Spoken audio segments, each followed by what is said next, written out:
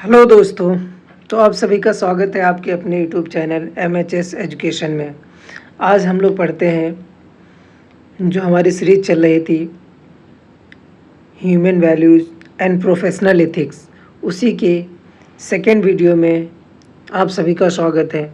आज हम लोग पढ़ेंगे वैल्यू एजुकेशन। मूल्य शिक्षा होती क्या है। जैसा इसमें दो शब्द हैं, एक वैल्यू और दूसरा एजुकेशन। मूल्य और शिक्षा। वैल्यूज़ क्या होते हैं पिछले क्लास में हम कर चुके हैं, जिन्होंने नहीं देखा है जाके पिछली क्लास करेंगे, उसके बाद सेकेंड पार्ट को देखेंगे, तब समझ में आएगा। तो बिना देरी के चलो हम स्टार्ट करते हैं। तो what is a value education. मूल्य शिक्षा क्या होती है। मूल्य शिक्षा हमें वो चीज़ें सिखाती है जैसे किसी के साथ हमको कैसे व्यवहार करना है, कैसे उसके साथ हमको फ्रेंडली रहना है, कैसे उसके नेचर को हम मतलब कि अपने नेचर के द्वारा उसको मतलब इम्प्रेस करना है। ठीक है, कैसे हमको अच्छे काम करने हैं, ठीक है, बुराइयों से दूर रहना है। तो ये सब क्या होती हैं, वैल्यू एजुकेशन होती है। जो हमको मूल्य, हमारी शिक्षा, हमारे मूल्य होते हैं, जैसे हम सीखते हैं उसी को बोलते हैं वैल्यू एजुकेशन। जिसमें बहुत से रोल्स होते हैं, बहुत से फैक्टर्स होते हैं। फैमिली के द्वारा भी सीखे जाते हैं, स्कूल के द्वारा भी सीखे जाते हैं, दोस्तों से भी सीखे जाते हैं। तो मूल्य शिक्षा क्या होती है। मूल्य शिक्षा अखंडता, दया, सम्मान और उत्तरदायित्व जैसे मूल्यों का समावेश करती है, जो व्यक्ति के समग्र विकास में मदद करती हैं। मतलब इंसान की होलिस्टिक डेवलपमेंट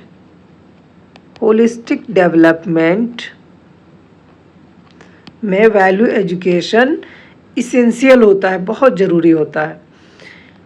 हम पढ़ते हैं इम्पोर्टेंस ऑफ वैल्यू एजुकेशन। जब हम देखते हैं इम्पोर्टेंस, इसका क्या इम्पोर्टेंस है, जैसे मोरल एंड इथिकल फाउंडेशन में moral values and ethical values हम बता चुके हैं क्या होते हैं। मोरल वैल्यूज़ हमारे इंडिविजुअल वैल्यूज़ होते हैं, वही हम बात करते हैं इथिकल की। तो इथिकल क्या होते हैं, सोशल वैल्यूज़ होते हैं, जो समाज के द्वारा मान्यता प्राप्त बातें होती हैं वो सोशल वैल्यूज़ के अंदर इथिकल वैल्यूज़ के अंदर रखी जाती हैं। ये क्या करते हैं, ये shapes the moral compass of individuals, moral compass of individuals. वहीं सोशल हार्मनी का मतलब क्या होता है, सामंजस्य। हार्मनी का मतलब होता है सामंजस्य या समरसता बोलते हैं, जिसका मतलब होता है संबंध। ठीक है, किस व्यक्ति के साथ, किस समाज के साथ, किस परिवार के साथ इंसान का कैसा रिलेशन है, कैसे संबंध है, उसको बोलते हैं हार्मनी। यहाँ पे बात चल रही है सोशल हार्मनी, मतलब समाज के साथ संबंधों की बात कर रहा है। ये क्या करता है, अंडरस्टैंडिंग इन सोसाइटी प्रमोट करता है। तुम्हारी सोसाइटी के साथ अंडरस्टैंडिंग कैसी है, उन चीज़ों को प्रमोट करता है। अगर किसी इंसान के अच्छे मूल्य होंगे तो सोसाइटी के साथ उसका अच्छा नेचर होगा। हर व्यक्ति के साथ, जैसे कुछ सोसाइटी में कुछ ऐसे इंसान होते हैं जो हर किसी से बोलना पसंद करते हैं।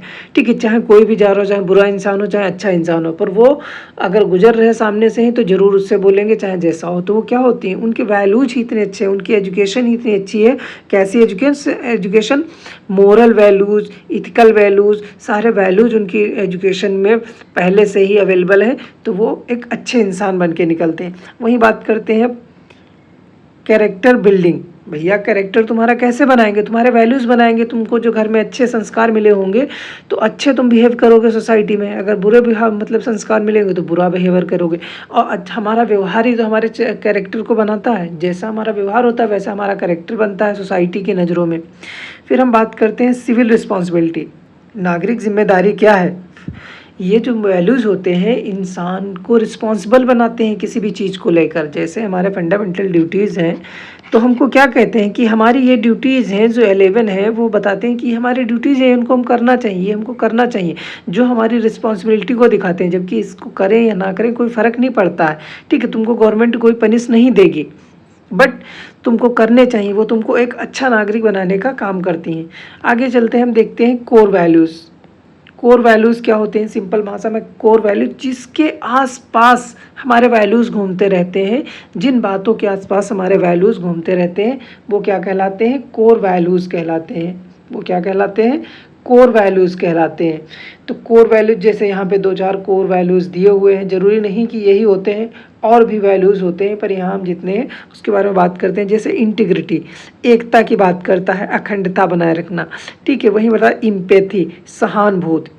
इम्पैथी और सिंपैथी 2 वर्ड आ गए हैं। सिंपैथी ये आप लोग बताएंगे इम्पैथी और सिंपैथी क्या होता है। रिस्पेक्ट फॉर डाइवर्सिटी, जितनी भी विविधता है उन सब की डाइवर्सिटी को रिस्पेक्ट करना चाहिए, रिस्पॉन्सिबिलिटी को समझना चाहिए। और कंपेशन, जैसे अखंडता, इंटीग्रिटी बनाए रखना।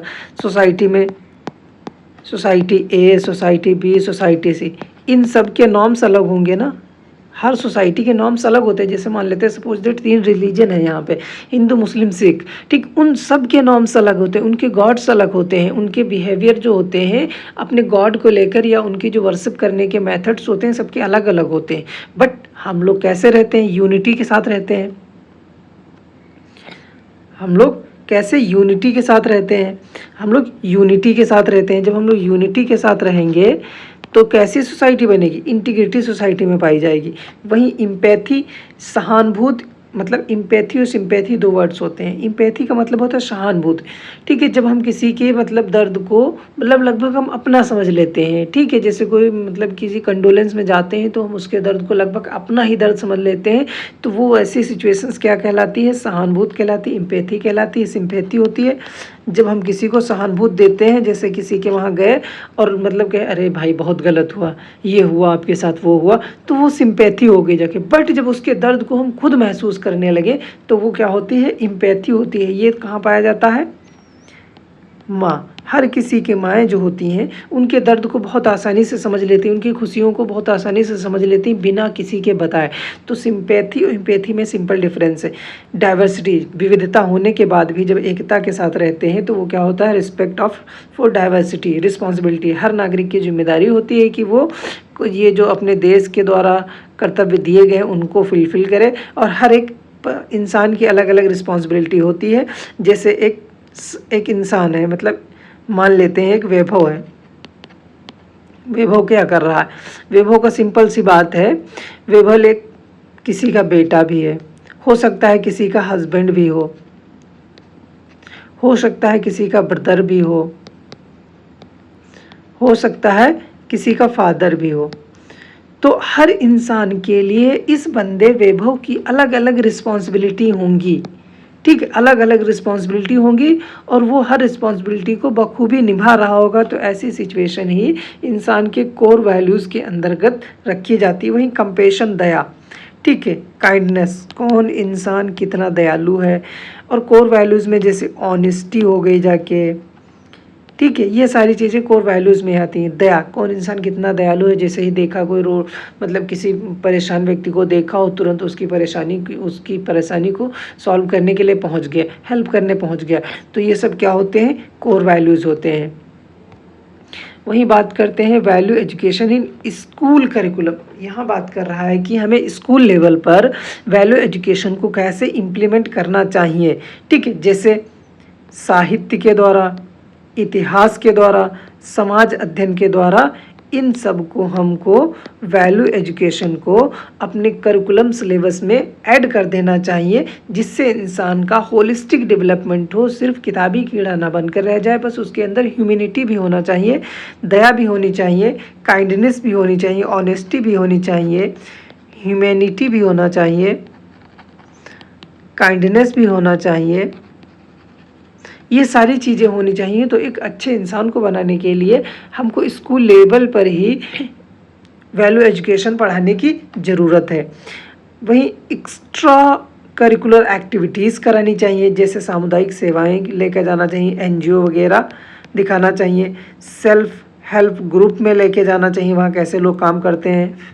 और उसके बाद हमको वृद्धाश्रम लेके जाना चाहिए। ये सब जगहों पे ले जाके बच्चों को दिखाना चाहिए कि कैसे मतलब हेल्प की जाती है। तो वो सामुदायिक सेवाओं के द्वारा, वो एक्टिविटी के द्वारा सीखेंगे। वाद विवाद कहीं चल रहा है, उनको सुलझाने के बारे में दिखाना चाहिए। चल रहे हैं गाँव में, पंचायतों में सांस्कृतिक गतिविधियाँ जो होती हैं, कल्चरल चीज़ें होती हैं, कितनी ट्रेडिशनल चीज़ें वो पारंपरिक रूप से चलती आ रही, उनकी मर्यादाओं को ध्यान में रखते हुए और उनको फॉलो करना चाहिए। और बताना चाहिए कि हमारे सोसाइटी के लिए कितने फ़ायदेमंद हैं, कितने फ़ायदेमंद नहीं है। वहीं बात करते हैं role of teacher and parent, मतलब हमारे जो वैल्यूज़ डेवलपमेंट होता है वैल्यूज़ का, उसमें टीचर्स का क्या रोल होता है, हमारे पेरेंट्स का क्या रोल होता है। क्योंकि सिंपल भाषा में सोशलाइजेशन हर किसी ने पढ़ा होगा, सोशलाइजेशन मतलब हिंदी में बोलते हैं समाजीकरण। तो समाजीकरण में कुछ चीज़ों की बहुत ज़्यादा ज़रूरत है। जैसे सबसे पहले हम फैमिली के अंदर ही सीखते हैं कि कौन बड़ा है कौन छोटा है, किसको हमको प्रणाम करना है किसको नहीं करना है, किससे हमसे कैसे बात करना है, ये सब हमको फैमिली सिखाती है। ठीक है, फिर हम जाते हैं स्कूल लेवल पे। स्कूल में हमको टीचर मिलते हैं, तो टीचर हमें सिखाते हैं कि कैसे पेरेंट्स की रिस्पेक्ट करनी चाहिए, कैसे एल्डर्स की रिस्पेक्ट करनी चाहिए, कैसे सोसाइटी के लोगों की रिस्पेक्ट करनी चाहिए, कैसे बिहेवियर करना चाहिए, कैसे एटमॉस्फेयर में रहना चाहिए, ये सब हमको टीचर बताते हैं। उसके बाद हम सोसाइटी से मिलते हैं, मतलब समाज से, फिर हम समाज से सीखते हैं लोग कैसे मिलजुल कर रह रहे हैं। तो उसी तरह से किस चीज़ों को डेवलपमेंट कर रहा है ये एजुकेशन जो हम ले रहे हैं, वो किस लिए, वैल्यू एजुकेशन, हमारे एजुकेशन में वैल्यू भी ऐड हो जाए, हम ऐसी एजुकेशन को प्राप्त करना चाह रहे हैं। फिर वही हम आगे देखते हैं पेरेंट्स के द्वारा ही मतलब ये चीज़ें अचीव की जाती हैं। फिर हम आगे बढ़ते हैं चैलेंजेस ऑफ वैल्यू एजुकेशन। क्या चैलेंजेस आते हैं, क्या कठिनाइयाँ आती हैं, क्या प्रॉब्लम्स आती हैं। जैसे कल्चरल कन्फ्लिक्ट, बहुत ट्रेडिशनल चीज़ें चलती आ रही हैं, ठीक है, बट हमारे जो करंट सिनेरियो देखेंगे या मॉडर्न वे में देखेंगे तो वो हमको बहुत कैसे लगते हैं, बहुत ट्रेडिशनल लगते हैं, प्रिमिटिव लगते हैं। तो इंसान जब मॉडर्न चीज़ों से इन्फ्लुएंस हो जाता है तो उनके जो वैल्यूज़ होते हैं वो क्या करने लगते हैं, कन्फ्लिक्ट करने लगते हैं, संघर्ष करने लगते हैं, फाइट करने लगते हैं। तो ऐसी सिचुएशंस क्रिएट हो जाती है। फिर लेक ऑफ प्रॉपर इम्प्लीमेंटेशन, क्योंकि भाई बहुत बड़ा ज़रूरी है इम्प्लीमेंटेशन। जिस इंसान की जैसा एटमॉस्फेयर में माहौल में रहा सहा होगा उसी हिसाब के वैल्यूज़ होंगे। सपोज दैट किसी फैमिली के बहुत अच्छे वैल्यूज़ हैं, एक फैमिली ए है, ठीक है, फैमिली ए के बहुत अच्छे वैल्यूज़ हैं, बहुत अच्छे वैल्यूज़ हैं, ठीक है, बट उसका लड़का कहाँ रह रहा है, उसका लड़का हॉस्टल में रह रहा है, उस फैमिली का एक लड़का हॉस्टल में रह रहा है। इनके वैल्यूज़ और इस लड़के के वैल्यूज़ का मैच होना ज़रूरी नहीं है, क्योंकि वो इम्प्लीमेंटेशन का प्रॉब्लम है, क्योंकि वो इम्प्लीमेंट कर ही नहीं पाए, क्योंकि उनकी अंडर में था ही नहीं, ठीक है, तो उनकी फैमिली का ही, तो इस वजह से भी हो जाता है। जैसे दिया गया value education often not given priority in school, क्योंकि अभी स्कूल लेवल पे प्रायोरिटी ही नहीं दी जा रही है, ठीक है, हॉस्टल में कौन तुमको प्रायोरिटी देगा, जो घर पे तुमको मिलेगा वो हॉस्टल में थोड़ी ना मिलेगा। उसी तरह से आगे देखते हैं influence of media and technology. Media से भी लोग इन्फ्लुएंस हो रहे हैं, टेक्नोलॉजी से भी मतलब इन्फ्लुएंस हो रहे हैं, क्योंकि कभी कभी जो वैल्यूज़ होते हैं, मूल्य होते हैं, उसके अगेंस्ट भी काम करने लगते हैं फेम पाने के लिए। देख ही रहे हैं आप लोग, मतलब कितना फेम पाने के लोग किस हद तक गिर जाते हैं। तो इन्फ्लुएंस हो रहे हैं मीडिया से भी, यही चैलेंजेस हैं। फिर हम कंक्लूजन की बात करते हैं, हमारा वैल्यूज़ का टॉपिक कंप्लीट होता है। मूल्य शिक्षा एक जिम्मेदारी, नैतिक और सत समाज यानी कि हार्मनी सोसाइटी के निर्माण के लिए आवश्यक है, या व्यक्तियों को बेहतर नागरिक बनाने के लिए। क्या काम इसका होता है, एक रिस्पॉन्सिबल सिटीजन बनाने के लिए पोषित है, और राष्ट्र की समग्र प्रगति, होलिस्टिक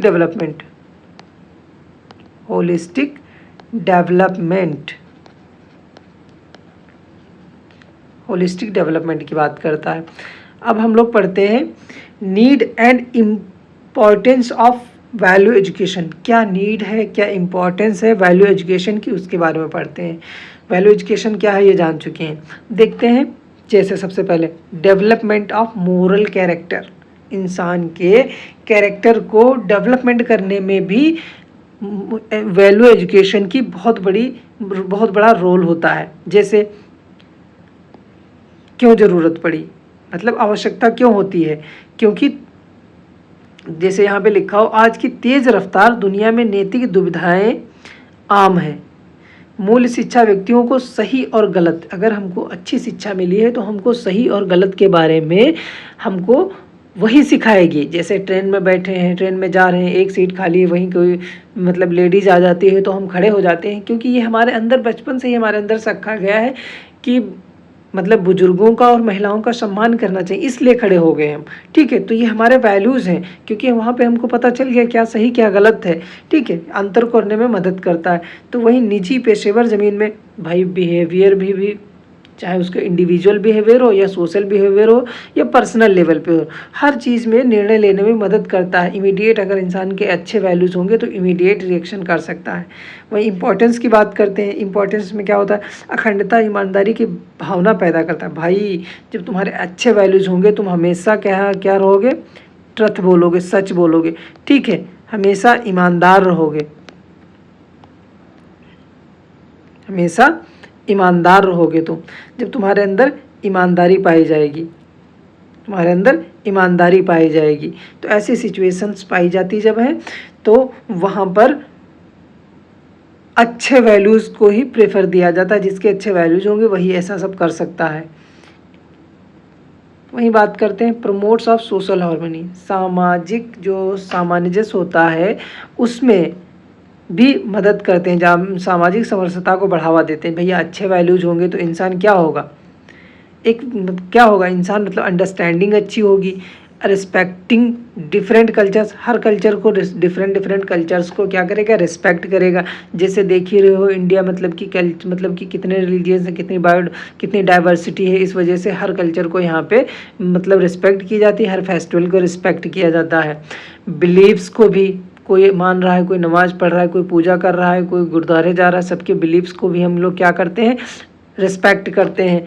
वैल्यूज़ एंड क्रूशियल्स, फिर इम्पोर्टेंस क्या होता है, देखो वैल्यू एजुकेशन फॉस्टर टोलरेंस मतलब सहनशीलता, सहानुभूति और दूसरे के प्रति सम्मान को बढ़ावा देती है। ये महत्व होते, अगर अच्छी शिक्षा हमको मिली होगी तो हम सहनशील रहेंगे, एरोगेंट नहीं रहेंगे, सहानुभूत रहेगी, सहानुभूत इम्पैथी हमारे अंदर होगी और हम हर किसी का क्या करेंगे, सम्मान करेंगे, जो जिससे क्या बनी रहेगी, peace and unity of society के अंदर क्या बनी रहेगी, सोसाइटी के अंदर पीस एंड यूनिटी पाई जाएगी।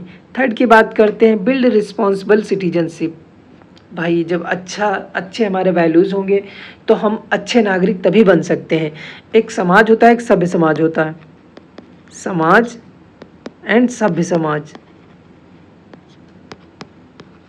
समाज तो वहाँ वो हो गया जिसमें लोग रह रहे हैं, ठीक है। एक सभ्य समाज वो होता है जहाँ पर पढ़े लिखे लोग रहते हैं, जहाँ पे पढ़े लिखे लोग रहते हैं, जिनके वैल्यूज़ कैसे होते हैं, अच्छे होते हैं, जिनके वैल्यूज़ अच्छे होते हैं, जिनके वैल्यूज़ बहुत अच्छे होते हैं, जिनको वैल्यू एजुकेशन की अच्छी होती है, तो वही इंसान एक अच्छा रिस्पॉन्सिबल सिटीजन बन सकता है, जिससे क्या होगा, राष्ट्र का कल्याण होगा, डेवलपमेंट होगा, जो उसकी मतलब एकदम डायरेक्ट एक्ट मतलब कि उसकी प्रेजेंस होगी, डायरेक्ट पार्टिसिपेशन होगा। एक अच्छे नेशन को बिल्ड करने में वो हेल्प करेगा। एक अच्छा रिस्पॉन्सिबल सिटीजन, एक पढ़ा लिखा व्यक्ति और अच्छे वैल्यूज़, अच्छे कस्टम्स के साथ जो सोसाइटी में आएगा, वो क्या करेगा, अच्छे समाज का निर्माण करेगा, जिससे देश प्रगति करेगा। वहीं बात करते enhance personal and emotional development.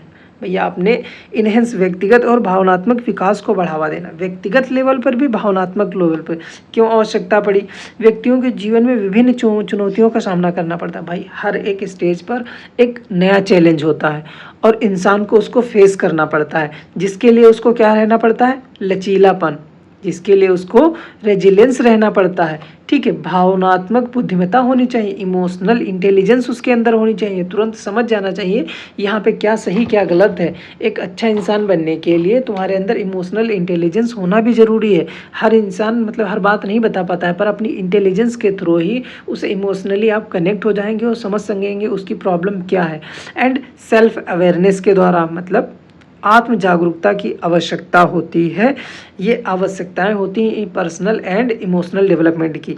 इसका महत्व क्या होगा, भावनात्मक परिपक्वता आएगी, ठीक है, क्या आएगी, इमोशनल मैच्योरिटी आएगी, इंसान के अंदर मैच्योरिटी आएगी कि जब ये सब चीज़ें होंगी उसके अंदर तो मैच्योरिटी आएगी, जिससे इंसान का सेल्फ कंट्रोल अच्छा होगा, पॉजिटिव चीज़ें उसके आउटलुक होंगी, बाहर ऑफ लाइफ में दिखने लगेंगी, एडिंग पर्सनल ग्रोथ, और धीरे धीरे वो क्या करेगा, बढ़ने लगेगा, आगे की ओर बढ़ने लगेगा, अच्छी सोसाइटी को डेवलप करेगा। Prepare student for future challenges, भाई इंसान को जो आज के बच्चे हैं उनके अंदर अगर हम वैल्यू एजुकेशन अच्छी देंगे, उनको उनके वैल्यूज़ को अच्छे से डेवलपमेंट करेंगे तो आगे आने वाली सोसाइटी के लिए, आगे आने वाले फ्यूचर के लिए वो लोग क्या होंगे, एक अच्छे नागरिक बनेंगे। एक अच्छे नागरिक बनेंगे तो वो व्यक्तियों के बीच अच्छा मेल मिलाप पाया जाएगा, जब अच्छा मेल मिलाप पाएगा तो अच्छी सोसाइटी बनेगी एंड सिविल सोसाइटी बनेगी, जैसे अनुकूलनीय होंगे, नैतिक नवाचारी होंगे, मतलब भाई नवाचारी इनोवेटिव पर्सन बनेगा ना, इनोवेटिव बनेगा अगर अच्छे मूल्य हैं। ठीक है, वहीं महत्व की बात करते हैं तो महत्व अखंडता, इंटीग्रिटी आएगी, रचनात्मकता, क्रिएटिविटी मिलेगी, उन लोगों को क्रिएटिविटी रहेगी, रिस्पॉन्सिबिलिटी समझेंगे भविष्य की चुनौतियों के लिए, जैसे SDG 2015 में बना है 2030 के लिए। SDG का मेन काम यही तो काम है इसका, क्योंकि मतलब कि भविष्य की मतलब भविष्य को ध्यान में रखते हुए वर्तमान ज़रूरतों को फुलफ़िल करने का काम किया जाता है, तो वही काम यहाँ इसका है। अब बात करते हैं builds a just and equitable society, क्या करना, एक न्याय संगत और समान समाज का निर्माण करना। ये कैसे हो सकता है, जब इंसान अन्याय, असमानता और भेदभाव से दूर रहेगा, जब अन्याय, असमानता और भेदभाव से दूर रहे, जहाँ भी अन्याय हो रहा है वहाँ नहीं देखेगा, तुरंत न्याय की ओर जाएगा, असमानता है तो समानता की ओर जाएगा, वहीं भेदभाव है, डिस्क्रिमिनेशन चल रहा है किसी चीज़ का तो उसको ख़त्म करके इक्वालिटी की बात करेगा, जो पुराने समाजों में चल रहा है उनको ख़त्म करने की बात करेगा, जिससे एक अच्छी सोसाइटी बनेगी। इसका महत्व क्या होगा, न्याय और निष्पक्षता, समानता की भावना का विकास होगा, जिससे एक अधिक समान समाज बनेगा, एक अच्छा यानी सिविल सोसाइटी बनेगी। इनहेंस डिसीजन मेकिंग एबिलिटीज़, जो तुम्हारी एबिलिटीज़ होती हैं डिसीजन मेकिंग में, वो भी एक अच्छे नागरिक की ही thinking power, decision making on the spot वही अच्छी होती है, जैसे जैसी सिचुएशंस होगी उसी के अकॉर्डिंग वो इंसान वैसा ही सोच लेगा, क्योंकि सिचुएशंस बता के नहीं आती हैं, ठीक है, लाइफ में। तो अब अगर हमारे अच्छे मूल्य होंगे, अच्छी एजुकेशन हुई होगी, अच्छी थिंकिंग हमारी होगी पॉजिटिव, तो हम किसी भी सिचुएशन को हैंडल करने की एबिलिटी रखते हैं, किसी भी सिचुएशन को हैंडल करने की एबिलिटी रखते हैं। महत्व की बात करते हैं, मूल्य शिक्षा व्यक्तियों की मूल्य आधारित सर्वांगीण निर्माण की क्षमता को मजबूत करती है। भाई होलिस्टिक डेवलपमेंट, वही बात बता रहे हैं यहाँ पे, होलिस्टिक डेवलपमेंट की बात बता रहे हैं। अब चलते हैं, value education enables us to do the following, कुछ इसके वेज हैं, किस वे से फॉलो करते हैं, जैसे मैक इथिकल डिसीजन लेने में भी हमको हेल्प करते हैं। हमने बता चुके हैं इथिकल क्या होता है, जहाँ पे इथिक्स वर्ड जुड़ा होगा, इथिक्स का मतलब यहाँ पे समाज से होगा, ठीक है, जो चीज़ें समाज के लिए लाभदायक हैं, समाज के द्वारा मान्य हैं, उन्हीं चीज़ों के डिसीजन मेकिंग में हमको हेल्प करेगा। क्या सही क्या गलत है ये चीज़ बताने में हेल्प करता है। डेवलप सेंस ऑफ रिस्पॉन्सिबिलिटी, किस चीज़ में हमारे सेंस जो हैं रिस्पॉन्सिबिलिटी भावनाओं की जो विकसित करेगा, जिम्मेदारी की भावना हमारे अंदर विकसित करेगा, रिस्पॉन्सिबिलिटी जगाएगा कि किस तरह की मतलब रिस्पॉन्सिबिलिटी हमारी है, जैसे स्वयं, दूसरों और समाज के प्रति गहरी जिम्मेदारी भावना प्रोत्साहित कर। देखो सेल्फ के लिए भी एक अच्छी जिम्मेदारी इंसान के अंदर होगी, ठीक है, अदर सोसाइटी के लिए भी होगी, अदर इंसान के लिए भी होगी, एंड सोसाइटी समाज के लिए, सबके लिए वो क्या सोचेगा, पॉजिटिव वे में सोचेगा, अच्छी रिस्पॉन्सिबिलिटी की तरह, जिसकी वजह से पूरे समाज का कल्याण होगा। वहीं फॉस्टर रिस्पेक्ट फॉर डाइवर्सिटी, विविधता के प्रति सम्मान बढ़ाना। विविधता के प्रति सम्मान कैसे बढ़ेगा, जब हम अवेयरनेस फैलाएंगे हर चीज़ को लेकर जब हम अवेयरनेस फैलाएंगे तभी तो ये सब पॉसिबल है। जब अवेयरनेस ही नहीं होगा तो लोगों को पता ही नहीं चलेगा क्या सही क्या गलत है, क्या सही क्या गलत है। इस वजह से अवेयरनेस बहुत ज़रूरी है। सांस्कृतिक, धार्मिक, वैचारिक विविधता की सराहना करना और सम्मान करना, जिससे समाज में हार्मनी यानी कि शांति, सामंजस्य और शांतिपूर्ण सह अस्तित्व को बढ़ावा मिलता रहे। इनहेंस इमोशनल इंटेलिजेंस, देखो इमोशनल इंटेलिजेंस को बढ़ाने की बात करा, वो कैसे आएगी? कैसे आएगी? जब हम भावनाओं को प्रतिबंधित करने, दूसरों की भावनाओं को समझने और विभिन्न परिस्थितियों में सहानुभूति से प्रतिक्रिया देने की शिक्षा देकर भावनात्मक बुद्धिमत्ता को बढ़ा सकते हैं। सिंपल भाषा में, जैसे हम भावनात्मक इमोशनल इंटेलिजेंस हमारा तभी अच्छा होगा जब हमारी वैल्यू एजुकेशन अच्छी हुई होगी। तो बात करते हैं स्ट्रॉन्ग कैरेक्टर एंड इंटीग्रिटी, वही चीज़ें आती हैं, मतलब इसमें कैरेक्टर हमारे और इंटीग्रिटी बनाने में भी मदद करता है। प्रमोट सिविल रिस्पॉन्सिबिलिटी, अच्छा नागरिक बनाने में भी हेल्प करती हैं वैल्यू एजुकेशन ही। Encourage life long learning growth, देखो इसमें क्या कह रहा है, जीवन भर सीखने और विकास को प्रोत्साहित करता है। जो हमारे ऐसे वैल्यूज होते हैं तो लोग मतलब कि और अच्छा सीखते हैं और सीखते हैं और सीखते हैं, जो चीज़ें उनको ज़रूरत होती हैं वो सब सीखते चले जाते हैं, रुकते नहीं हैं। तो हमको इन चीज़ों में भी क्या करती हैं, वो हेल्प करती हैं। वहीं बात करते हैं basic guidelines for value education, क्या क्या होती हैं बेसिक गाइडलाइंस, कौन कौन सी हमको फॉलो करनी चाहिए, उसके बारे में अब हम पढ़ते हैं। फोकस ऑन यूनिवर्सल वैल्यूज़, सबसे पहली बात जो यूनिवर्सल वैल्यूज़ होते हैं उन पे हमको सबसे पहले फोकस करना चाहिए। जैसे ईमानदारी हो गई, सहानुभूति एम्पैथी हो गई, रिस्पॉन्सिबिलिटी हो गई जाके, करुणा हो गई जाके, कंपैशंस हो गए जाके, सम्मान हो गया जाके, मतलब ये जितनी भी मतलब कोर वैल्यूज़ हैं, ये सब जब होंगे तभी हमारे कौन से वैल्यूज़ बनेंगे, यूनिवर्सल वैल्यूज़ निकल के आएंगे, यूनिवर्सल वैल्यूज़ निकल के आएंगे, जिससे एक अच्छी सोसाइटी बनेगी। वहीं बात करते हैं इंटीग्रेटेड वैल्यूज़ एंड एजुकेशन, शिक्षा के मूल्यों का एकीकरण कैसे किया जाता है। शिक्षा के मूल्यों का एकीकरण का मतलब है जितनी हमको शिक्षा मिली हुई है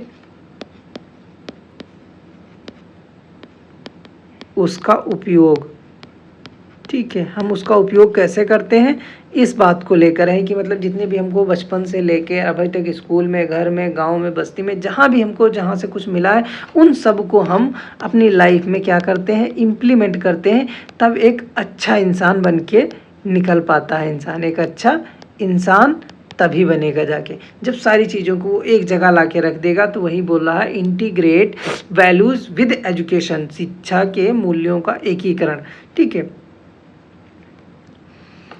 encourage experimental learning, experimental learning को भी इनकरेज करने की बात करता है, क्योंकि हम चीज़ों को मतलब अनुभव करके, मतलब ऐसे नहीं कि जो भी कोई कह दिया मान लिए हैं, चीज़ों का अनुभव खुद करना चाहिए, खुद एक्सपेरिमेंट करना चाहिए कि क्या सही है, क्या गलत है, नहीं सही है तो क्या इसका सही होगा, इन चीज़ों के बारे में जानना चाहिए, फिर उन चीज़ों को फॉलो करना चाहिए। जैसे किसी ने बोल दिया कि इस सोसाइटी के लोग, सोसाइटी ए के लोग सही नहीं होते हैं, तुमने ऐसा परसेप्शन बना लिया, बट जब तुम गए कुछ समय बाद इस सोसाइटी में तो देखा सभी लोग तुमसे बहुत प्यार से बात कर रहे हैं, तो जो पहले से परसेप्शन बना हुआ था और जब तुम आए हो तो उसमें ज़मीन आसमान का फ़र्क था। तब ये तुमको बताता है, क्योंकि जो एक्सपेरिमेंटल लर्निंग होती है वो हमारी किताबी लर्निंग या किसी की सुनी सुनाई लर्निंग से बहुत अच्छी होती है, जो हमको एक अच्छा इंसान बनाने में हेल्प करती है। तो लीड बाय एग्जाम्पल्स, एग्जाम्पल्स के द्वारा कैसे नेतृत्व करते हैं, जैसे शिक्षण में माता पिता एवं उनके मूल्यों को प्रदर्शित आदर्श के रूप में कार्य करें, जिन्हें वह जैसे माता पिता हमको सिखाते हैं, जो भी माता पिता सिखाएंगे धीरे धीरे वो क्या हो जाएंगे, वो हमारे मूल्य हो जाएंगे। जो माता पिता हमको सिखाएंगे वो हमारे धीरे धीरे बनते बनते बातें वो हमारे मूल्य हो जाते हैं, और जब वो नहीं होते हैं तो उनके पीठ पीछे हम वही एक्टिविटी करते हैं जो हमको वो अपने समय में कराए थे, ठीक है। तो इसी को रखते हैं लीड बाय एग्जाम्पल। फिर create a supportive environment, supportive environment कैसा बनाना चाहिए, समर्थनकारी, जैसे सिचुएशन घर और स्कूल दोनों में एक पोषणकारी और सहायक वातावरण बनाया जाना चाहिए, ठीक, अच्छा वातावरण बनाया जाना जहां छात्र खुद को अभिव्यक्त करने, सवाल पूछने और बिना किसी निर्णय के मूल्यों का पता लगाने के सुरक्षित महसूस करें। मतलब जहाँ पे वो हर चीज़ के लिए उसके पास फ्रीडम हो, ठीक है, बस पॉजिटिव वे के लिए, नेगेटिव वे में उसको नहीं लेना हमको है। Promote critical thinking. देखो क्रिटिकल थिंकिंग को भी प्रमोट करना चाहिए। किसी भी इंसान को जब सोच रहा है, रास्ते से हट के सोच रहा है, तो उसको हमको दबाना नहीं चाहिए, बल्कि उसको प्रमोट करना चाहिए। भैया ऐसा सोच रहे हो तो ऐसा सोचो। जब कोई इंसान क्रिटिकल सोचेगा तभी इन्वेंशन होंगे, बिना क्रिटिकल थिंकिंग के इन्वेंशन होने ही वाले नहीं है। जिस रास्ते पे कोई बता के गया उस रास्ते पे चलते रहेंगे तो कभी नई मंजिल को पाएंगे ही नहीं। नई मंजिल को पाने के लिए हमको क्या करना पड़ता है, रास्ते से भटक के चलना पड़ता है, रास्ते से हट के चलना पड़ता है, तब हमको एक नई मंजिल मिलती है।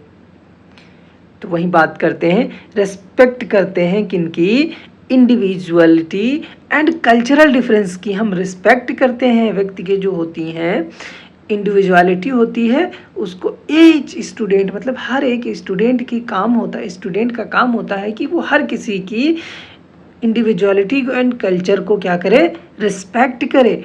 चाहे वो मुस्लिम हो, चाहे वो सिख हो, ठीक है। तो हर किसी की अगर हिंदू है तो इसकी रिस्पॉन्सिबिलिटी है इन दोनों को समान भाव से देखे और इनके कस्टम्स को, इनके रिलीजन को, इनकी हैबिट को, सबको क्या करे, वो रिस्पेक्ट करे। तो ये सब कहाँ से आता है, बेसिक नीड्स ही तो है ह्यूमन वैल्यूज़ की।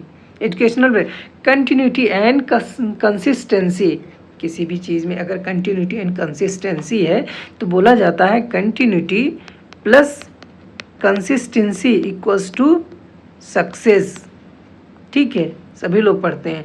तो मूल शिक्षा एक सतत प्रक्रिया है। सतत प्रक्रिया मतलब कंटिन्यूअस चलने वाली प्रक्रिया है, ठीक है, जो हमेशा सीखते ही रहते हैं कुछ, जो बचपन से प्रारंभ हो शुरू होती है और डेथ तक चलती है। कहाँ तक, डेथ तक। बचपन से मतलब जैसे ही हम 1-2 साल के होते हैं तब से हम सीखने लगते हैं और मरते दम तक सीखते हैं, ठीक है। तो ये जरूरी नहीं कि जन्मजात हो, ये सीखी जाती है मूल। अब हम पढ़ते हैं सेल्फ एक्सप्लोरेशन, नया टॉपिक, 1 मिनट ब्रेक के बाद।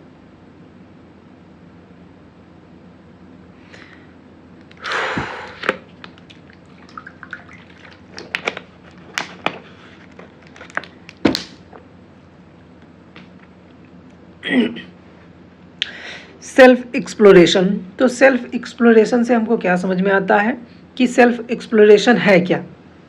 सिंपल हम देखते हैं, सेल्फ एक्सप्लोरेशन मतलब एक्सप्लोर करना, खुद को एक्सप्लोर करना मतलब खोजना। यहाँ पे खोजना, जो तुम अंदर से हो, अपनी अंतरात्मा को पहचानना, तो वो सेल्फ एक्सप्लोरेशन कहलाता है। तो अब चलते हैं, डिफिनीशन क्या होती है, सिंपल समझा देते हैं। डिफिनीशन कुछ नहीं, self exploration refer to the process of gaining a deeper understanding, मतलब बहुत गहराई से खुद को जानना, वंस ऑन थॉट, अपने विचारों को, अपने इमोशंस को, अपनी इच्छाओं को, अपने वैल्यूज़ को एंड पर्पसेस को, इन सब को जानना ही क्या कहलाता है, सेल्फ एक्सप्लोरेशन कहलाता है। It involve introspection and reflection to uncover one's true self, अपनी सच्चाई को जानना, आत्म निरीक्षण और चिंतन द्वारा अपनी वास्तविकता को जानना, अपनी सच्चाई को जानना ही क्या कहलाता है, एक्सप्लोरेशन कहलाता है, सेल्फ एक्सप्लोरेशन कहलाता है। खुद को जानना, वो तुम्हारी इच्छाएं हो सकती हैं, वैल्यूज हो सकते हैं, पर्पसेस हो सकते हैं, इमोशंस हो सकते हैं, थॉट हो सकते हैं, इन सब को जानना कैसे, डीपर अंडरस्टैंडिंग मतलब गहराई से अच्छी तरीके से जानना ही क्या कहलाता है, सेल्फ एक्सप्लोरेशन कहलाता है। इम्पॉर्टेंस क्यों होता है भाई, किसी चीज़ को जानना क्यों इम्पोर्टेंट है, खुद को जानना क्यों जरूरी होता है, पर्सनल ग्रोथ के लिए भाई, खुद के डेवलपमेंट के लिए बहुत ज़रूरी होता है। क्लियरिटी ऑफ पर्पज, किसी भी पर्पज उद्देश्य की क्लियरिटी के लिए ज़रूरी होता है। इमोशनल वेलबींग, एक अच्छा इमोशनल इंसान बनने के लिए भी सेल्फ एक्सप्लोरेशन, खुद को जानना ज़रूरी होता है। जैसे व्यक्तिगत विकास, उद्देश्य की स्पष्टता, भावनात्मक स्वास्थ्य। आत्मान्वेषण मतलब सेल्फ एक्सप्लोरेशन व्यक्तियों की अपनी कमजोरियों और क्षमताओं को समझने में मदद करता है। कौन सा इंसान किस जगह पे कमज़ोर हो जाता है ये चीज़ बताता है, क्या उसकी कैपेसिटी है, कहाँ पे वो कितना स्ट्रांग है, इन सब चीज़ों के बारे में तभी जान सकता है जब इंसान खुद को जानेगा। जब इंसान खुद को जानेगा तब हो पाएगा ऐसा। अगर उसमें कुछ कमियां हैं तो उनको सुधार करेगा वो। तो ये सेल्फ एक्सप्लोरेशन के ही थ्रू आता है। उद्देश्य की स्पष्टता, किसी भी लक्ष्य और उद्देश्य की स्पष्टता प्राप्त हो जाती है जब इंसान खुद जान जाता है कि मैं इस पर्पज़ को, इस उद्देश्य को, इस गोल को अचीव करने के लायक हूँ या नहीं हूँ। और वहाँ उसी सिचुएशंस, उसी मतलब अपनी कैपेबिलिटी के अकॉर्डिंग, अपनी कैपेबिलिटी मतलब कि अपनी एबिलिटी, योग्यताओं के अकॉर्डिंग वो खुद बेहतर निर्णय लेने और लक्ष्य निर्धारण को सक्षम बनाती है। जो भैया बेहतर निर्णय ले सकता है वही इंसान जो अच्छे से एबल होगा, किसी भी काम को करने के लिए कैपेबल होगा, वो इंसान तभी तो ले सकता है। भावनात्मक स्वास्थ्य, अगर इंसान का भावनात्मक स्वास्थ्य को बढ़ावा देता है क्योंकि वह व्यक्तियों को अपनी भावनाओं को बेहतर ढंग से प्रबंधित करने और लचीलापन विकसित करने में मदद करता है। तो सेल्फ एक्सप्लोरेशन व्यक्तिगत विकास, उद्देश्य की स्पष्टता, भावनात्मक स्वास्थ्य के लिए इम्पोर्टेंट होता है। टेक्निक्स कौन कौन सी यूज की जाती हैं जिससे हमारा सेल्फ एक्सप्लोरेशन हो, हम खुद को ढूंढ सके? Meditation and mindfulness. हमको क्या करना चाहिए भाई? मेडिटेशन करेंगे तो इंसान खुद को जाने का कूल माइंड रहेगा, ठीक है, शांत वातावरण उसको मिलेगा और शांति से अच्छा सोचेगा, जिससे क्या होगा? मेडिटेशन के through, meditation helps to quiet and mind and focus inward leading greater self awareness. जितना ही अच्छा उसका माइंड कंट्रोल होगा वो उतना ही अच्छे से आगे चीज़ें कर सकता है। फिर journaling, writing thought and emotions in a journal it is an effective way. मतलब किसी भी थॉट को, विचारों को क्या करना चाहिए? उनको मतलब थॉट को, इमोशंस को लिख लेना चाहिए, जिससे क्या होगा? वो गेन होते रहेंगे, वो बढ़ते रहेंगे, हमारी खुद की जो मतलब सेल्फ है वो बढ़ता रहेगा, हमारी अंडरस्टैंडिंग बढ़ती रहेगी। सेल्फ रिफ्लेक्शन होना चाहिए, सीकिंग फीडबैक। तो हम बात करते हैं आत्म ध्यान और सावधानी, जर्नलिंग, आत्मचिंतन प्रक्रिया प्राप्त करना। जैसे अनुभवों, व्यवहारों, निर्णयों पर नियमित रूप से चिंतन करने से पैटर्न और व्यक्तिगत मूल्यों को समझने में मदद मिलती है, जिससे भरोसेमंद व्यक्तियों से प्राप्त रचनात्मक प्रतिक्रिया आत्म अन्वेषण में एक बाहरी दृष्टिकोण प्रदान करती है। स्टार्ट करते हैं। बेनिफिट ऑफ सेल्फ एक्सप्लोरेशन, क्या फ़ायदे होते हैं? इनहेंस सेल्फ अवेयरनेस, क्या करती है? इन्हेंस करती है, सेल्फ अवेयरनेस बढ़ाने में भी हेल्प करती है। इम्प्रूव्ड द रिलेशनशिप, भाई जब हम खुद को जान लेंगे कि हमारी बिहेवियर कैसा है, हमारा नेचर कैसा है, ठीक है, हमारी हैबिट कैसी है, तो हम किसी भी इंसान के साथ रिलेशंस अच्छे बना सकते हैं। क्योंकि हमारी जब ये सब चीज़ें हमको पता होंगी तो हमारी अंडरस्टैंडिंग जो होगी वो एक अलग लेवल की होगी। वो अंडरस्टैंडिंग ही हमको राइट और रॉन्ग को बहुत ही जल्दी चूज करने में हेल्प करेगी। तो राइट अंडरस्टैंडिंग भी आनी चाहिए। वो कैसे आएगी? इम्प्रूव करेगी हमारे रिलेशनशिप को। इम्पावरमेंट की बात करता है। It is empower individuals to make conscious choices and align with their true values and purposes. तो बात करते हैं आत्म अन्वेषण के लाभ। स्व जागरूकता में वृद्धि, मतलब सेल्फ का एक्सप्लोर करना, बेहतर रिश्ते, अच्छे रिश्ते बनेंगे। सशक्तिकरण, जिससे व्यक्ति अपने मूल्यों, उद्देश्यों के साथ संरेखित सचेत निर्णय लेने के लिए सशक्त बनाता है। सेल्फ एक्सप्लोरेशन इन वैल्यू एजुकेशन में सेल्फ एक्सप्लोरेशन कैसे किया जाता है या कैसे होता है, इसके बारे में बात करता है। तो हम देखते हैं सबसे पहले रोल इन पर्सनल ग्रोथ में भी अगर हमारे वैल्यू एजुकेशन अच्छी होगी तो हमारा सेल्फ एक्सप्लोरेशन अच्छे से होगा, जिससे हम एक अच्छी सोसाइटी को बना सकते हैं। जो हमें कहाँ से मिलेगा? कोर वैल्यूज़ को डेवलप करने में हेल्प मिलेगी। तो वहीं बात करते हैं डेवलपिंग सेल्फ अंडरस्टैंडिंग बात कर रहा है, सेल्फ अंडरस्टैंडिंग की बात कर रहा है। Deeper understanding of their purpose, morals, framework, promoting ethical livings, इन सब को प्रमोट करने में भी हेल्प करेगा। पर्पज ऑफ सेल्फ एक्सप्लोरेशन क्यों किया जाता है? इंसान खुद को क्यों जानता है? जिससे क्या कर सके? निर्णय जो होते हैं, निर्णय आसानी से ले सके, ठीक है, निर्णय को जल्दी ले सके, ठीक है, निर्णय सही ले सके, निर्णय समाज तथा व्यक्तिगत दोनों आधारों पर आसानी से ले सके, इसलिए तो सेल्फ एक्सप्लोरेशन करता है। कंटेंट ऑफ सेल्फ एक्सप्लोरेशन, किन किन चीज़ों की ज़रूरत होती है भाई, सेल्फ एक्सप्लोरेशन में किन किन चीज़ों की ज़रूरत होती है। तो हम देखते हैं अब सेल्फ एक्सप्लोरेशन में किन चीज़ों की ज़रूरत होगी उसको,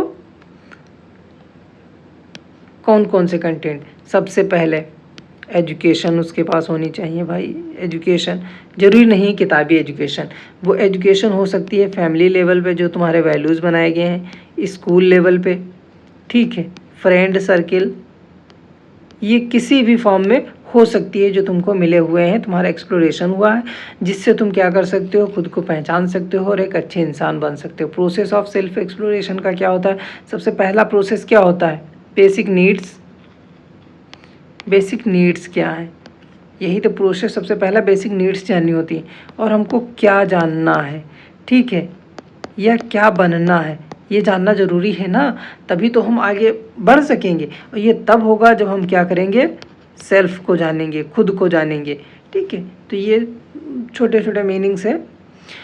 अब पढ़ना है टाइप्स ऑफ सेल्फ एक्सप्लोरेशन, कितने टाइप्स के होते हैं सेल्फ एक्सप्लोरेशन, उनके बारे में पढ़ना है। Self exploration can be approached through various method, बहुत से मेथड हो सकते हैं, and perspectives, each offering unique insights into the inner self. There are some key types of self exploration, कुछ टाइप्स दिए हुए हैं, जैसे इमोशनल सेल्फ एक्सप्लोरेशन, इंसान के अंदर अगर ज़्यादा इमोशनल होगा इंसान तो उसका सेल्फ एक्सप्लोरेशन पे क्या इम्पेक्ट पड़ेगा और कैसे करेगा उसके बाद, जैसे फोकस एंड बेनिफिट, ठीक है। व्यक्ति जो होता है किसी व्यक्ति की भावनाओं और भावनात्मक प्रक्रियाओं को समझने और विश्लेषण करने पर ध्यान केंद्रित करता है। इंसान जो होता है अगर वो इमोशनल सेल्फ एक्सप्लोर है तो वो क्या करेगा, किसी की भावनाओं को या भावनात्मक क्रियाओं को बहुत जल्दी से समझ जाएगा और उनके सही गलत को समझकर कार्य करेगा। इसका उद्देश्य भावनात्मक ट्रिगर्स की पहचान करना, भावनात्मक बुद्धिमत्ता को विकसित करना, मतलब इमोशनल इंटेलिजेंस डेवलपमेंट करने का काम ही यहीं से स्टार्ट होगा। लाभ क्या होगा, भावनात्मक भलाई होगी, लचीलापन आएगा, जिससे व्यक्ति तनाव, चिंता और आपसी संघर्षों से बेहतर तरीके से संभाल सकता है खुद को। कॉग्निटिव सेल्फ एक्सप्लोरेशन बात करते हैं, कॉग्निटिव संज्ञानात्मक, संज्ञानात्मक मतलब ज्ञान के आधार पर, ठीक है। तो फोकस किन चीज़ों पर करेगा, व्यक्ति विचारों, विश्वासों, दृष्टिकोणों और मानसिक प्रक्रियाओं को समझने पर आधारित होता है, जिसका उद्देश्य संज्ञानात्मक पैटर्न और पूर्वाग्रहों की पहचान करना और यह देखना कि ये निर्णय लेने पर कैसे प्रभाव डालते हैं, ये कैसे प्रभाव डालते हैं, इन सब बातों के बारे में भी जानने की कोशिश करता है।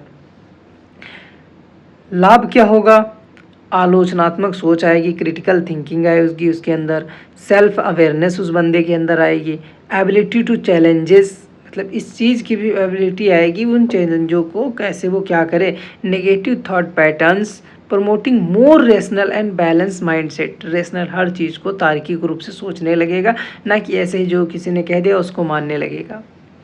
फिजिकल सेल्फ एक्सप्लोरेशन, फिजिकल से मतलब है भाई तुम पूरी तरीके से स्टेबल हो, अच्छी बॉडी हो तब, ठीक है, कि व्यक्ति के शरीर, शारीरिक स्वास्थ्य और मानसिक शरीर संबंध को समझने पर केंद्रित होता है इसमें, ठीक है। शारीरिक भलाई और मानसिक व भावनात्मक स्थिति के बीच संबंध की खोज करता है, शारीरिक भलाई, मानसिक व भावनात्मक स्थिति के बीच संबंध की खोज करता है।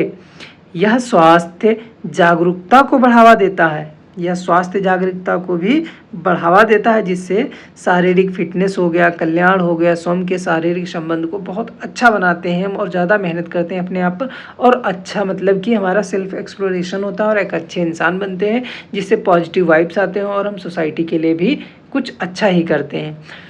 सोशल सेल्फ एक्सप्लोरेशन, फिर आ गया वही बात, सोशल की बात आ गई, समाज के लिए, ठीक है। यह सामाजिक संबोध बातचीत पर ध्यान केंद्रित करता है, इसका उद्देश्य सामाजिक परिवेश में किसी की व्यवहारिकता, संचार और आपसी संबंधों की प्रकृति को समझना। यह सामाजिक कौशल, सहानुभूति और सार्थक संबंधों को बढ़ावा देने की क्षमता को बढ़ाता है, जबकि व्यक्ति को सामाजिक गतिशीलता और व्यक्तिगत सीमाओं के प्रति सचेत रखता है।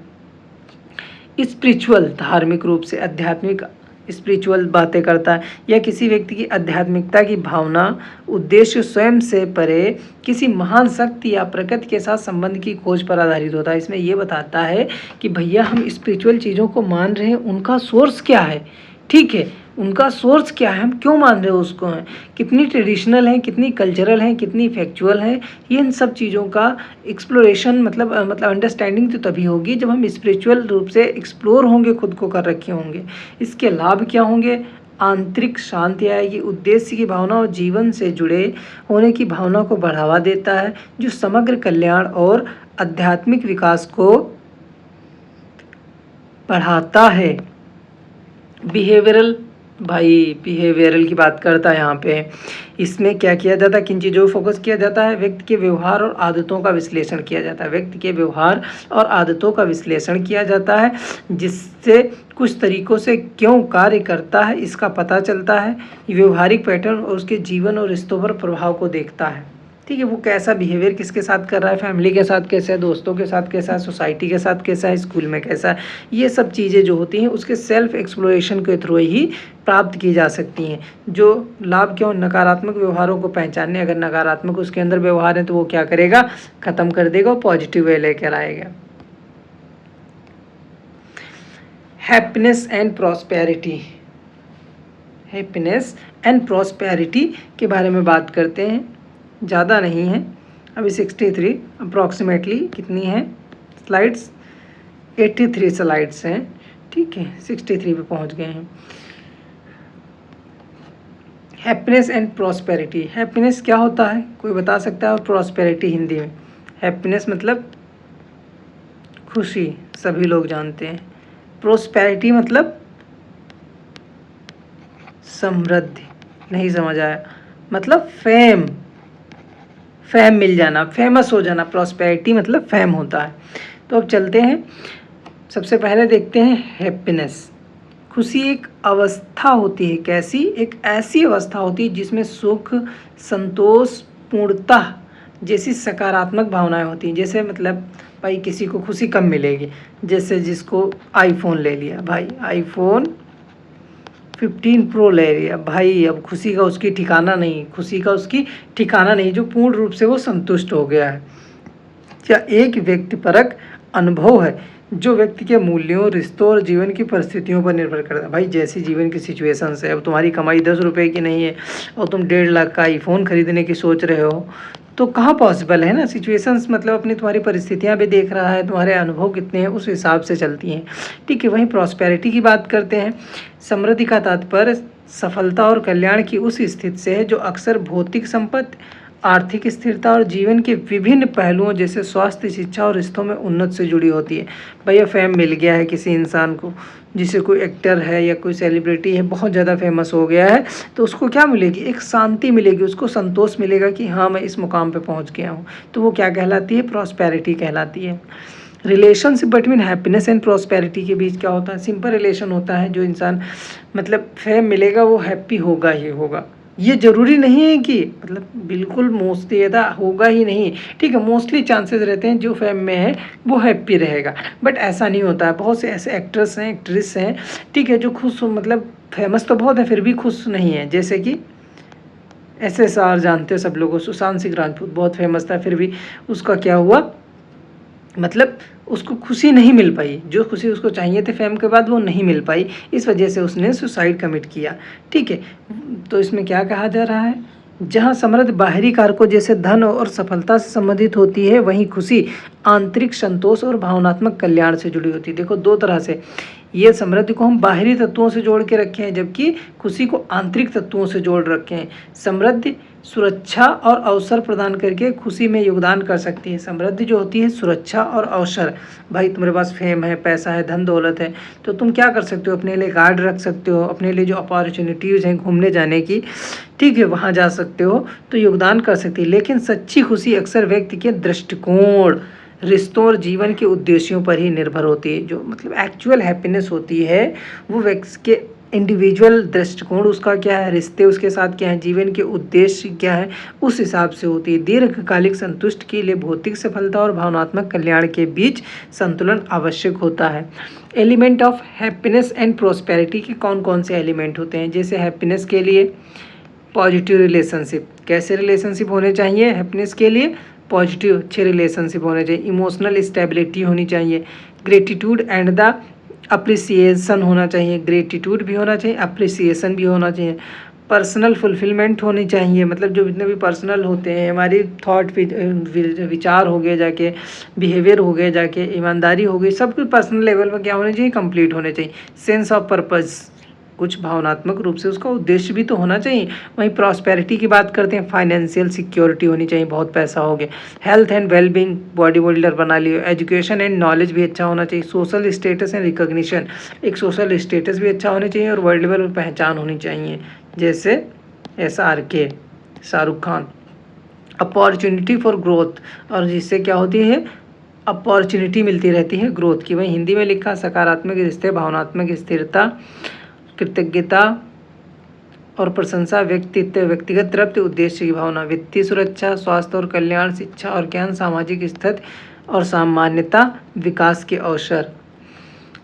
अचीविंग हैप्पीनेस एंड प्रॉस्पेरिटी कैसे अचीव की जाती है? खुशी और समृद्धि को कैसे लिया जाएगा? भाई हम जो खुशी जो होती है, दो तरह की चीज़ें होती हैं, जैसे एक डिजायर्स,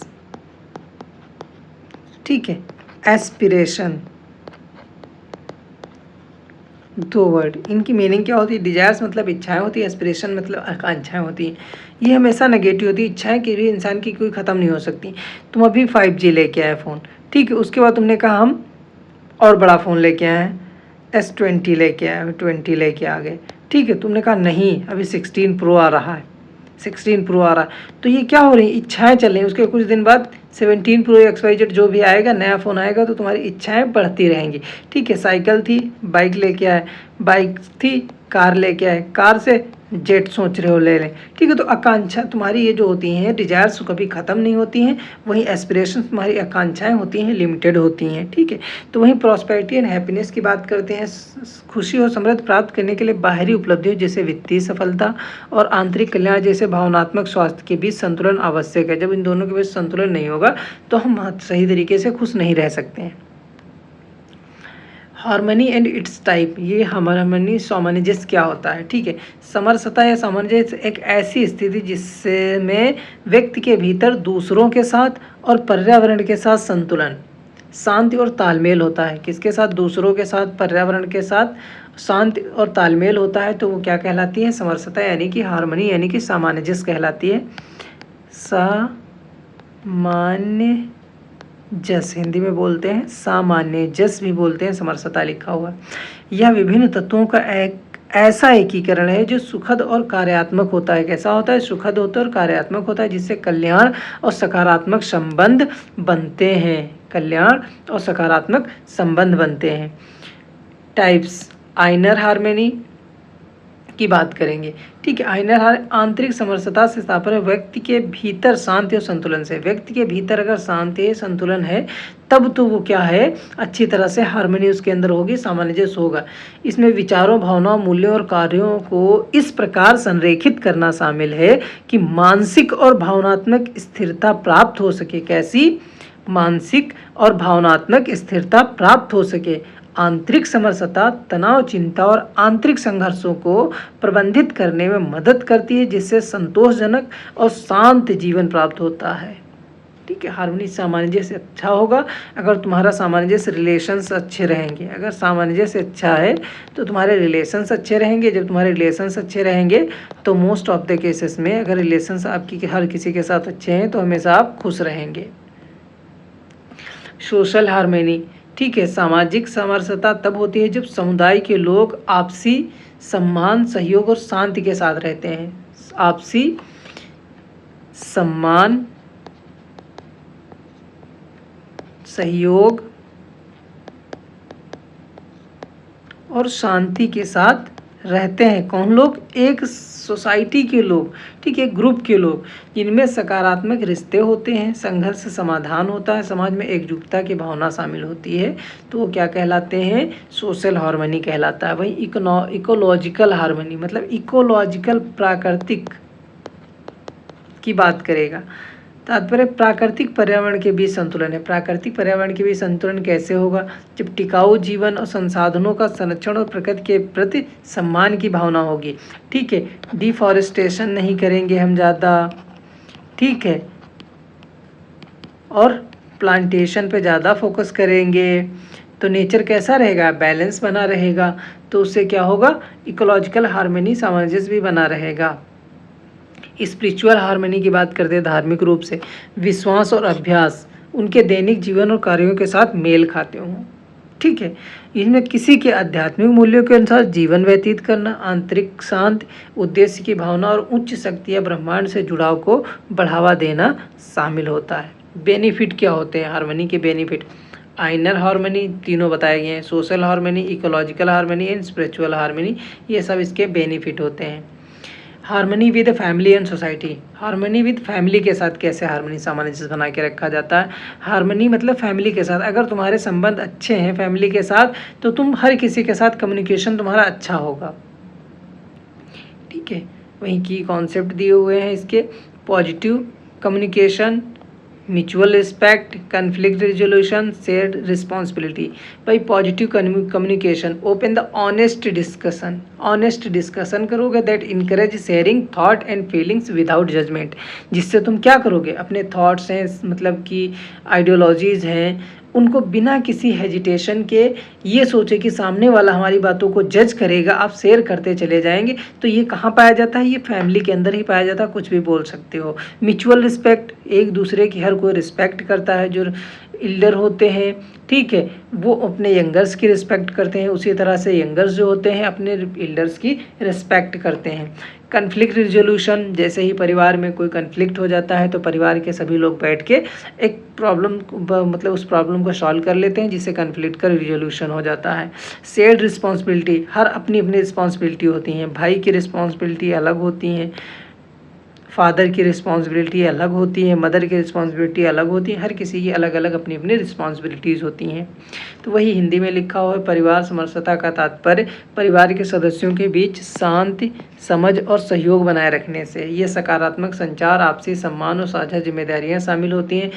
पारिवारिक समरसता एक सहायक और पोषण करने वाले वातावरण का निर्माण करने के लिए महत्वपूर्ण है, जहां सभी सदस्य मूल्यवान और प्रेमपूर्ण महसूस करते हैं। सकारात्मक संचार, आपसी सम्मान, संघर्ष समाधान, साझा जिम्मेदारियां। हार्मनी इन सोसाइटी के साथ बात करते हैं तो सोसाइटी के साथ देख सकते हैं आप लोग, समाज में समरसता का तात्पर्य समुदाय के अन्य लोगों के साथ शांति सहयोग में रहना। सोसाइटी के अन्य लोगों के साथ, इसमें विविधता का सम्मान करना होता है, सामाजिक मानदंडों का पालन करना होता है, सामूहिक कल्याण में योगदान प्राप्त करना होता है, सामूहिक कल्याण में योगदान शामिल होता है। तो वहीं मुख्य पहलू इसके कौन कौन से होते हैं? विविधता का सम्मान करना, जितनी भी डाइवर्सिटी है, जैसे विभिन्न संस्कृतियाँ पाई जाती हैं, विभिन्न विश्वास पाए जाते हैं, विभिन्न जीवन शैलियाँ पाई जाती हैं, उन सब का मूल्यांकन और समावेशिता को, सहिष्णुता को बढ़ावा देना, सहिष्णुता को बढ़ावा देना, ना कि अपनी इंडिविजुअल राय को प्रेफरेंस देना। नागरिक जिम्मेदारी कानूनों का पालन करना, समाज की प्रगति में योगदान देना, ठीक है। सहानुभूति और कल्याण, दूसरों के दृष्टिकोण को समझना, जरूरतमंदों को समर्थन देना, सहयोग और सहयोगिता, शांति बढ़ाने और सामूहिक लक्ष्यों को प्राप्त करने के लिए सामान्य मुद्दों के समाधान में दूसरों के साथ मिलकर काम करना। Thank you. आप लोगों का ये कंप्लीट होता है। अगर वीडियो पसंद आई हो तो चैनल को लाइक, शेयर एंड सब्सक्राइब जरूर करें।